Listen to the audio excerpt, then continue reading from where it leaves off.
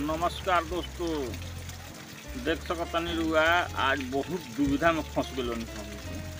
ठीक बा, हम बानी हमारा टोला महला के बटुल बारन बटुल राय और बथानी घूम तले तो लागल ताबा तोड़ पानी पड़े ताबा तोड़ तो है बा हमनी के बथानी में देख सकतानी घोसार और अगल बगल कहीं कुछ नहीं।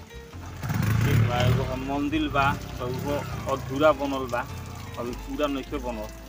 तो मंदिर में लुकाए लायक नहीं, राहुल राय लुकाइल बा भीतर देख सकतानी हाथ लुकता पाँच जामा।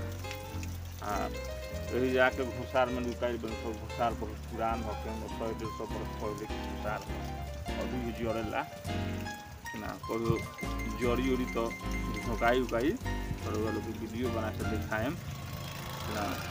और पानी छूट गई बा और जाम सन के घर, लेकिन देह सब भीज गल भाई, बड़ा गोजन रोल। कमेंट करें, शेयर करें, एकरा के लाइक करें, सब्सक्राइब करें।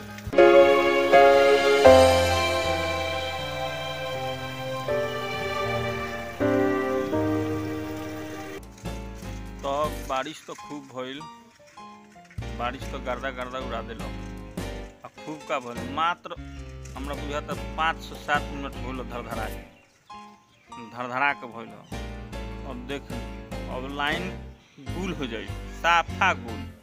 अभी नहीं रात लेना भाई, एकदम लाइन स्वाहा। 5 से 7 मिनट पानी आयल, लाइन खत्म। जय हिंद जय भारत। लाइन जय हिंद जय भारत।